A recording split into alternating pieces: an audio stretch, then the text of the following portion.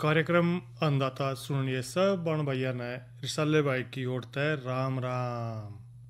अन्नदाता भाइयों, बात देखो, सारे जाना है कि बारिश का मौसम चल रहा है भाई। कड़ी तो जो है ना, बारिश बहुत जोर से हो रही है। और भाई अपना जो एरिया है उसमें देखे हैं कि बारिश बहुत कम हो रही है भाई। कई जगह तो हो ही नहीं रही।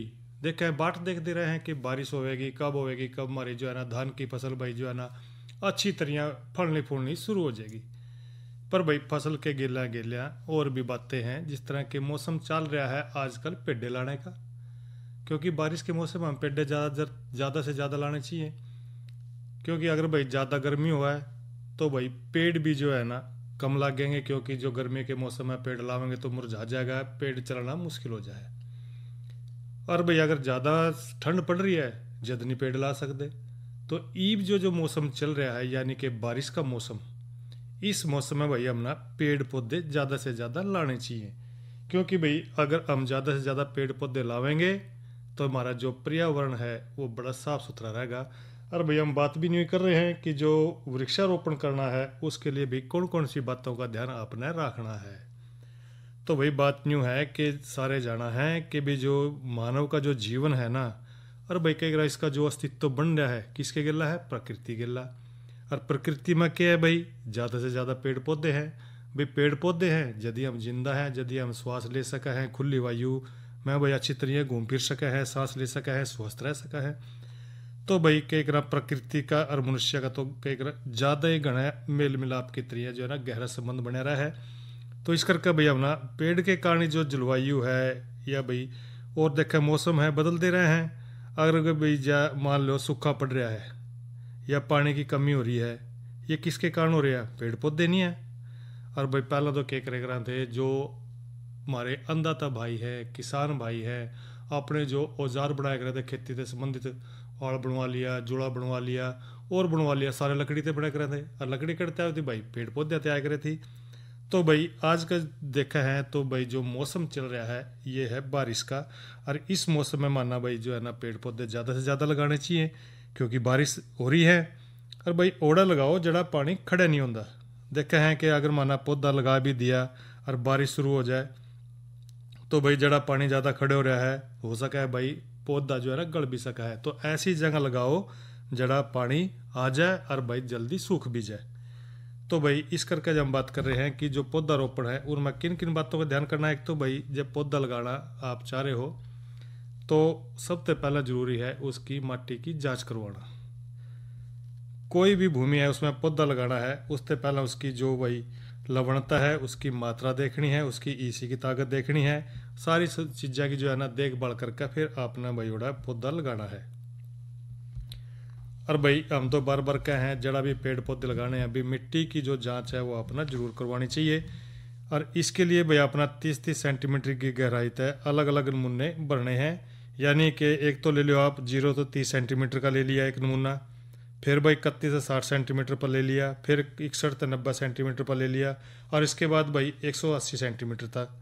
ये सारे का सारा जो है ना अपना गहराई से कम 1-1 किलोग्राम माटी की जांच जरूर करवानी है। उसने थैली में भरका है, नज़दीक की जो भी प्रयोगशाला है उसमें लेके जाना आपने। और भाई अपना थैली पर नाम वगैरह पता वगैरह लिख देना है, ताकि उसकी जो सूचना होगी प्रयोगशाला में भाई वो आपके पते पर पहुंच जाए। फिर भाई देखेंगे उस माटी में किस चीज़ की कमी है, उसके अनुसार अपना उसमें पोषक तत्व डालने हैं और उसके बाद अपना वहाँ पौधा लगाना है। अगली बात यह है भाई खड्डे तैयार करना। भाई जिस जमीन में अपना पौधा लगाना है, गड्ढे हमेशा एक तो भाई पंक्ति में खोदने हैं यानी कि लाइन में, और एक समान सी दूरी का हिसाब सा लगा करके भी बराबर बराबर सी दूरी बनी रहे। और खड्डे जो है ना भाई 45 सेंटीमीटर लंबे, 45 सेंटीमीटर चौड़े और 45 सेंटीमीटर भाई गहरे खोदने हैं। गड्ढे से जो है खोदी जो माटी है कुछ दिनों तक जिस तरह के बाहर पड़ी रहने दें। और इसके बाद भाई सारे जितने भी खड्डे खोद रखे हैं उनकी मिट्टी निकालनी है, और उसमें 20 किलोग्राम के लगभग जो है ना गोबर की खाद मिला के 15-20 ग्राम अपना फैनवल रेट लेकर उसका धूड़ा मिट्टी में अच्छी तरह मिलाना है, और 15-20 ग्राम यूरिया हर एक खड्डे में डाल कर फिर भाई आपने उसमें पानी देना है। फिर कहेंगे भाई पौधा लगाना किस तरह है, इसका भी भाई जिक्र करेंगे, क्योंकि पौधा लगाने का भी तरीका होना चाहिए। एक खड्डे में भाई एक पौधा लगाना है, पौधे की मुख्य जो जड़ है आपने उसको सीधा रखना है। कई बार देखा है कि भाई न्यू टाया पाड़ा उसके थैली मते और न्यू काट दे, उसकी जड़ सीधी हो जाए, बांगी हो, जिस तरह उस तरह दर दे। इस तरह से एक तो ध्यान रखेंगे उसकी जड़ सीधी रहनी चाहिए। और भाई पौधा गड्ढे में लगाने से पहले जितने पॉलीथीन है उसको हटाना जरूरी है। कई बार देखा है कि जो नर्सरी में पौधे ले आए हैं पॉलीथीन में हुआ और उसमें ही न्यू के न्यू उसमें क्या रहे हैं धरते हैं खड्डे में, फिर कड़ो हुए था उसने तो पॉलीथीन ही नहीं होने देने का, क्योंकि पॉलीथीन गलता नहीं है। तो यह भी बात ध्यान रखनी है, जब भी आप उसमें पौधा लगाओगे तो उसकी जो थैली है ब्लेड से काट दें, चक्कू से काट कर उसने इसका जो थोड़ा है जो मट्टी है उसके साथ उसमें लगाना है खड्डे में। और फिर जो है ना लगाने के बाद माटी उसमें भर दें और भाई फिर पानी जरूर दे दें। एक बात हो रहा है भाई, पौधा रोपने की देखभाल फिर क्या करनी है आपने। आपने पौधा लगा दिया, 10-15 दिन के बाद पौधे के चारों कानी आधे मीटर तक आपने निराई करनी है। बरसात के बाद भाई 20 से 30 दिन के अंतर पर आपने फिर पानी भी देना है। और सिंचाई के बाद पौधे के आसपास की जो मिट्टी है उसको ढीला करके रखें। और अगस्त महीना जिस तरह के जो अगला महीना आ रहा है दूसरी बार निराई करनी है और मिट्टी ढीली करनी है। इस समय पौधे के चारों तरफ जो है ना मिट्टी ढीली करके 20-30 ग्राम यूरिया खाद छिड़क कर मिट्टी में उसको ढक देना है। इस बात का जरूर ध्यान रखें भाई। और कोई पौधा मर गया, मान लो भाई लगा तो दिया, पता नहीं कोई कमी रह गई होगी हमारे लगाने में, अगर वो मर गया नहीं चला तो भाई उसने उखाड़ कर उसकी जगह दूसरा पौधा लगाना है। और सितंबर महीने में फिर से आपने उसकी निराई करनी है, मिट्टी ढीली करते रहें क्योंकि खुद खुदाई करते रहें उसकी। और पौधे से जो है ना 1.5 मीटर की दूरी पर उसको गोल सा घेरा बना दे ताकि उसमें खाद पानी भी ठीक डाल रह सके। पौधे जो लगाए हैं, एक तो देखा है कि पौधे लगा दिए, पर भाई इसको बचा के भी रखना है। जो हमारे जानवर हैं पशु हैं, कई बार देखा है कि भाई ज्यादा पशु भी इसमें पौधे का जो ना मुंह मार दे, यानी कि उसने चूंड दे है, पौधे की आकृति बिगड़ जाए, पौधा सीधा चल रहा है ऊपर से चूंड दिया फिर दाएं बाएं उसकी शाखा निकलेंगी। इस बात का भी ध्यान रखना है। इसके लिए आपने क्या करना भाई, कंटीली तार ला दे उसके चारों कानी, या भाई लोहे का जो है ना वो गोलदारा बनवा के अच्छी तरह उसको वो लगा दें, या भाई कोई डंडे डुंडे गाड़ के उसका तारा लपेट दे कांटेदार, तो भी बचा। मतलब कि कहने का ये है भाई उसका देखभाल करना बड़ा जरूरी है, पौधा जब भी जाकर चल रहा है। और भाई यदि पौधे में दिमकता नुकसान हो रहा है तो 60 मिलीलीटर क्लोरोपाइरिफास 20 सीसी की ताकत की जो दवाई है लेकर 15 लीटर पानी में उसने घोल लें।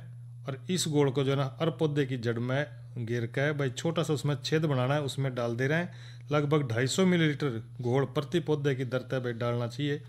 और घोल के बाद छेद को आपने बंद कर देना है, क्योंकि जो घोल है उसका जो वाष्पीकरण होगा वो बाहर ना जाए, जब तक कि पौधे की जो मिट्टी है उसका प्रकोप जब भी दिखा है, यदि उसके जो अपना सुराख रखा है तो भाई उसमें वो डाल दें। इस करके जो है ना आपका जो पौधा है बढ़िया चलाएगा। और भाई जो डिमक है ना उससे बचाव भी रह जाएगा। एक बात और बता रहे हैं हम अपना कि जिस तरह के कौन सी मिट्टी में खास करके अपना ध्यान रखना है, कौन सी पौधा लगाना आपने। अगर भाई कलर भूमि है तो आपने लगा सको हो नीम का पेड़, बेर, खिजड़ी, आंवला, सिरिस, शीशम, सफ़ेदा, किक्कर, अर्जुन, पापड़ी, या पेड़े लगा सको हो। अगर भाई मैदानी एरिया है आपका क्षेत्र है तो शीशम लगा लो, पॉपुलर है, सफ़ेदा है, नीम है, सागवान है, आम है, आंवला, सहतूत, जामुन, इनके पेड़ ला सको हो। और भाई अगर आपके अक्षार युक्त बंजर ज़मीन है उसमें अपना किक्कर लगा देंगे, विलायती किक्कर लगा दो, खिजड़ी लगा दो, आंवला, सीरस, सफ़ेदा, या पौधे लगा सको हो। अगर भाई रेतली ज़मीन है इसमें भी खिजड़ी का पेड़ लगा दो, शीशम, नीम, और भाई इजरायली बबूल है, बकैन है, फ्रांस और सीरिस ये लगा सको हो। अगर ज़मीन अम्लीय है तो भाई इसमें नीम, सीरिस, सफ़ेदा या पौधे लगा सको हो। तो भाई ये तो थोड़ी जानकारी भाइयों के साथ साझा करी कि जो पौधे लगाने हैं किन किन बातों का ध्यान आपने रखना है। और भाई लगे हाथ जो है ना मौसम का भी जिक्र कर लें, क्योंकि मौसम भाई देखो मौसम तो बदलता रहा है, कदे मौसम भाई बारिश का बन जाए और कदे कई ग्राम भाई धूप निकल जाए। तो मौसम का जिक्र करें, जिस तरह के जो तापमान है भाई आज का अधिकतम जो तापमान रहा भाई वो रहा 36 डिग्री सेल्सियस और न्यूनतम तापमान रहा 27 डिग्री सेल्सियस। और कल ना भाई जो अधिकतम तापमान रहने की संभावना है 30 डिग्री सेल्सियस और न्यूनतम तापमान भाई 27 डिग्री सेल्सियस। और भाई देखो मौसम करवट बदल रहा है, हो सका तो भाई कल ना बारिश की पूरी संभावना बन रही है, कल बारिश भी आ सका है। और भाई कल का जो हमारा कार्यक्रम रहेगा किसान वाणी, हम उसमें बात करेंगे भाई। कल तारीख भी एक है और महीने का जो पहला दिन आवा हम उसमें बात कर रहे हैं भाई इस महीने के कौन कौन से कृषि कार्य करने हैं, इनके बारे में चर्चा करेंगे। और भाई बात भी देखते रहे हैं भाई, काफ़ी देर होगी भाई, ना मनोरंजन भी करा रहे हैं भाई। आओ सुने पहला ये लोकगीत। सात जनी का झूमे का तेरी मेरी सास रानी सातू तो पानी में जा। सात जनी का झूमे का तेरी मेरी सास रानी सातू तो पानी में जा। जय जय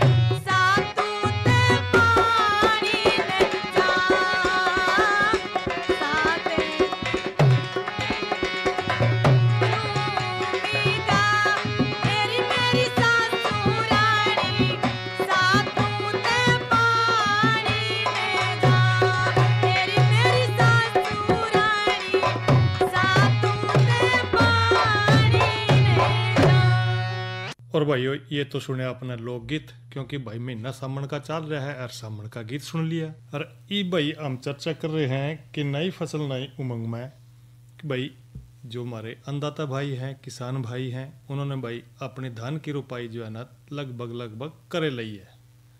भाई चलो बारिश नहीं हो रही है, जिनमें बारिश हो रही है उनकी थोड़ी जल्दी होगी, जिन्होंने भाई ट्यूबवेल तक पानी देना है उनकी थोड़ी देर तो ही होगी, लेकिन भाई ईब जो है ना तकरीबन होगी सबकी रोपाई। थोड़ी बहुत रंदी होगी तो भाई बासमती धान की रह रही होगी। तो भाई जो धान फसल है इसमें पोषक तत्वों की कमी कई बार देखने में आवा है और इसका समाधान भी जरूरी है भाई, क्योंकि जाने हैं कि भी जो पौधा है अपना जीवन चक्र पूरा करने खातिर पोषक तत्वों की जरूरत उसने जरूर पड़ा है भाई। कई करें जब खुराक नहीं मिलेगी फिर वो भी बढ़वार क्यों करेगा। तो भाई इन पोषक तत्वों की जो जरूरत है अब भाई इसका भी ध्यान रखना पड़ेगा। कई बार देखा है कई तो बार खेत में जो पोषक तत्व हैं कोई से की मात्रा ज़्यादा हो जाए कोई से की कम हो जाए, तो इसका किस तरह माना पता लगा। हम बार बार जिक्र करते रहे हैं कि भाई मिट्टी की जांच करवानी है। तो भाई भूमि में सारे पोषक तत्व कम या ज़्यादा मात्रा में जरूर मौजूद रहे हैं। अगर भाई पौधे द्वारा जो है ना जो वांछित मात्रा जितना चाहिए कम मात्रा में विद्यमान है तो भाई कमी रासायनिक खाद डालकर पूरी भी कर सके हैं। और भाई खाद का प्रयोग मिट्टी की जांच के आधार पर करना चाहिए, ताकि भाई जो किसान भाई हैं या जो हमारे अन्नदाता भाई हैं जो खेती की पैदावार है ज़्यादा से ज़्यादा भाई उनको मिल सके। भाई जो प्रमुख पोषक तत्व हैं उनका जिक्र कर लें, जिस तरह के नाइट्रोजन है भाई, ये तत्व सारी प्रकार की मिट्टी में कम मात्रा में मिला है। इसकी कमी के कारण भी जो पौधे हैं एक तो उनकी जो वृद्धि है वो रुक जाए, पौधे की जो पुरानी पत्तियां हैं हल्के रंग की और पीले रंग की हो जाए, या भाई पीलापन जो है ना पत्तियों के जो अगला भाग है उससे शुरू होकर पूरी पत्ती के ऊपर फैल जाएगा। और भाई बाद में जो अवस्था में जो है ना फिर वो पत्ती क्या होगी, सूख जाएगी। और धान में जो है ना नाइट्रोजन की कमी को दूर करने खातिर भाई जो है ना नत्रजनधारी जो उर्वरक है उसका प्रयोग करना चाहिए। और उर्वरक का प्रयोग भाई किस तरह करेंगे, यदि मिट्टी की जांच करवाएंगे तब हो सका है। तो भाई अगर भाई धान की सिफारिश किए गए कुछ उर्वरकों की मात्रा का जिक्र करें तो जिस तरह के लंबी बासमती है उसने अपना लगा रखी है तो urea 50, single super phosphate 75, zinc sulphate भाई 21% यानी कि लगभग 10% के करीब उसमें होना चाहिए। बोनी बासमती है तो भाई 80 यूरिया, सिंगल सुपर फास्फेट 75 और बस जिंक सल्फेट भी 10। मध्यम कम अवधि की जो फसल है या संकर धान है उसमें 130 यूरिया बाई 150 जो है ना single super phosphate, muriate of potash by 40 और जिंक सल्फेट 10%। और भाई कम अवधि की है तो भाई 105 urea, 150 by single super phosphate और म्यूरेट ऑफ पोटास आपने 40 लेना है और जिंक सल्फेट आपने 10। तो इस करके जो मात्रा जितनी भी बताई जा रही है भाई इसके हिसाब से अगर आप डालेंगे खेत में तो भाई पैदावार बढ़िया रहेगी। और नाइट्रोजन की 1/3 मात्रा जो लेवा है बनाते समय देनी चाहिए। शेष नाइट्रोजन भाई 2 बार जो है ना बराबर करके उसमें खेत में अपना देनी है और रोपाई के 3 से 6 सप्ताह के बाद देनी है अपने उसको। बासमती धान में भाई ज़्यादा उर्वरक की आवश्यकता बिल्कुल नहीं होती, क्योंकि भाई फास्फोरस और जिंक की पूरी मात्रा ले बनाते समय आपने डाल दी है। बोनी बासमती में 1/3 नाइट्रोजन की मात्रा ले बनाते समय और बाकी नाइट्रोजन 2 बार बराबर मात्रा में रोपाई के 3 और 6 सप्ताह के बाद आपने डालनी है। इसी तरह भाई जो फास्फोरस है मिट्टी में जो फास्फोरस की कुल जो मात्रा है उसका कुछ भाग तो जो है ना पौधे को भाई मिल जाए, और इसलिए इस खाद को भाई रासायनिक माध्यम से डालकर पौधे के जो पोषक तत्व हैं जितनी मात्रा उपलब्ध करवाई जाती है उसको मिल सके है। और धान की फसल में फास्फोरस की कमी के लक्षण रोपाई के 2 से 3 सप्ताह के बाद उसमें दिखाई देंगे और इसके भाव में पत्तियां गहरे हरे रंग की हो जाएंगी। फास्फोरस की कमी तो जो जड़ है उनकी जो बढ़वार है वो रुक जाएगी, और इसकी कमी तो भाई दूर करने खातिर भाई जिस तरह के सिंगल सुपर फास्फेट है उसकी बिजाई के समय आपने उसको लेना है डालना है खेत में, तो इसकी कमी पूरी हो सका है। इसी तरह जिक्र कर रहे हैं पोटाशियम का स्तर भी भाई मिट्टी में धीरे धीरे कम हो रहा है। इसके अभाव में भाई जो पौधे की जो वृद्धि है वो रुक जा है और भाई जो रोग रोधी जिसकी जो क्षमता है उसमें कमी आ जाएगी। पत्तियों का रंग गहरा हरा हो जाएगा, किनारे के ऊपर भूरे लाल रंग के धब्बे भाई दिखाई देंगे, यह इसकी पहचान है। और पोटास की कमी को दूर करने खातिर भाई पोटास धारी उर्वरक का प्रयोग करना है आपने जो बताई है। इसी तरह भाई एक और बात है, वो है गंधक यानी कि सल्फर। धान की रुपाई के 3-4 सप्ताह के बाद यदि पत्तियां पीली पड़ने लगाएं तो भाई गंधक की कमी, नहीं सोच लो गंधक की कमी हो रही, और बाद के में जो पुरानी पत्तियां हैं वो भी पीली होनी शुरू हो जाएंगी। और फसल के में सिंगल सुपर फास्फेट का प्रयोग करने तय गंधक की जो कमी हो रही है उसको पूरा कर सका है। इसी तरह भाई लोहा भी जरूरी है फसल के लिए। जो अक्सारिया जमीन है, लोहे की कमी उसमें देखी जा है। लोहे की कमी के कारण भी जो पत्तियां हैं या उसके जो किनारे हैं, सिरे हैं, उनके जो बीच वाला भाग है पीला पड़ना शुरू हो जा है। और ज़्यादा कमी अगर दिखाई दे तो पूरी पत्तियां इसमें भाई ऐसी सिखाएँ हैं, और भाई जो सिराएँ हैं उनका जो बीच वाला भाग है वो पीला पड़ना शुरू हो जाएगा, और अंत में जो पत्तियां हैं सफ़ेद होनी शुरू हो जाएंगी और दिखाई भी देंगी, अपना भी सफ़ेद होगी। और धान में लोहे की कमी को दूर करने खातिर भाई 0.5% फेरस सल्फेट का घोल इसका छिड़काव करना है। जरूरत पड़े तो भाई सप्ताह में फिर इसको दोहरा सका है। इस करके जो भी आप देखा है कि जो लोहे की कमी हो रही है फसल में उसको दूर कर सको हो। जिंक का जिक्र करें तो भाई धान की रुपाई के 3-4 सप्ताह के बाद जिंक के अभाव के जो लक्षण दिखाई देने लगे तो शुरू में तो क्या होगा कि जो पुरानी पत्तियां हैं उनका जो हरा रंग है बीच वाले भाग तक कम होना शुरू हो जाएगा। देखें कि जो बीच हो गया, बीच के में जो पत्तियां हैं उनमें लगना शुरू हो जाएगा, और धीरे धीरे करके बीच भाग का जो पूरे का पूरा जो लाल रंग है उसका हो जाएगा सारी की सारी पत्ती का। और बाद में ये देखें है कि रंग ऊपर नीचे जो है ना बढ़ कर पूरी पत्ती में फैल जाएगा। और जिंक की कमी जो है ना इसको दूर करने खातर देखें तो 10 किलोग्राम जिंक सल्फेट प्रति एकड़ आपने उसमें डालनी है। अक्सारिया जमीन में भाई जैविक कार्बन कम होने के कारण भी जो है ना उर्वरक की जो कार्य क्षमता है वो भी कम हो जाए है। इस प्रकार भाई देखा है जो जमीन है उसमें 20 किलोग्राम जिंक सल्फेट प्रति एकड़ की सिफारिश करा है। और भाई कमी के लक्षण दिखने पर भाई 0.5% जिंक का छिड़काव भी करना है। इस प्रकार भाई हम समय समय पर पोषक तत्व की कमी को पूरा करके धान के जो उत्पादन क्षमता है इसको ज़्यादा कर सके हैं, और ज़्यादा से ज़्यादा भाई अपनी जो फसल है उसका फ़ायदा उठा सके हैं, क्योंकि खेत में ज़्यादा फसल होगी तो भाई आमदनी बढ़ जाएगी। भाई एक जानकारी भाइयों के लिए और साझा कर रहे हैं। भाई करते भी रहे हैं प्राकृतिक खेती का भी देखो जिक्र करना जरूरी है, क्योंकि भाई जो प्राकृतिक खेती है उसको भी करना ना भूलें। और साथ साथ में जो प्राकृतिक तरीके थे भाई जो खरपतवार नियंत्रण है उनका भी जिक्र करते रहे हैं। जिस तरह के जो अग्नि अस्त्र है भाई यो एक प्राकृतिक दवाई बनानी है आपने, यानी एक तो आप गिर रहे हैं जो कहीं ना करें भाई रासायनिक दवाइयाँ खाद इनका छिड़काव ज़्यादा कर दे रहे हैं, तो भाई जिस तरह देखो फसल पर तो इसका प्रभाव पड़ा ही पड़ेगा, आदमी के शरीर पर भी पड़ेगा। तो इस करके भाई जो देसी नुक्ते हैं उनमें भी अपना लिया करो, बहुत फ़ायदा रहेगा। एक बात यह है अग्निस्त्र का जिक्र कर रहे हैं तो ये जो दवाई बनानी है और इसका जो प्रयोग करना है, जिस तरह के लाही आ जा, थ्रिप्स लग जा, लीफ रोलर हो जा, फल और जो तना छेदक है अगर यू खेती में आ भी जाए तो भाई देसी तरीके तक जो अग्नि अस्त्र है इसका छिड़काव कर दें तो 3 महीने तक एक तो इसको आप स्टोर भी कर सके हैं। अब जिक्र करें भाई तो अग्नि अस्त्र बढ़ावा क्यों कर हैं, इसकी विधि तो न्यू रहेगी भाई।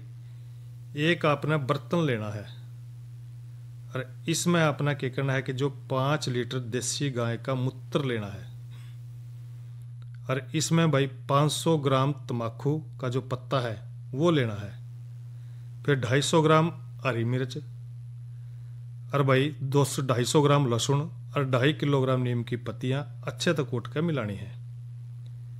इस घोल को 5 भाग रहने तक आपने उबालना है और फिर इस घोल को भाई 24 घंटे के लिए भाई जब ये साफ हो जाए यानी कि कहने का नितर जाए फिर रख दें। फिर इसने क्या करना है आपने इसको फिर छानना है सूती कपड़े के ला। फिर इसकी जो मात्रा 100 मिलीलीटर दवाई को 5 लीटर पानी में मिलाकर सांझ के टाइम स्प्रे करना चाहिए। तो ये बहुत बढ़िया विधि है, अगर भाई आप इस विधि को अपनाओगे तो देखो बढ़िया फसल भी होगी और देसी तरीका है, बिल्कुल कारगर भी होगा।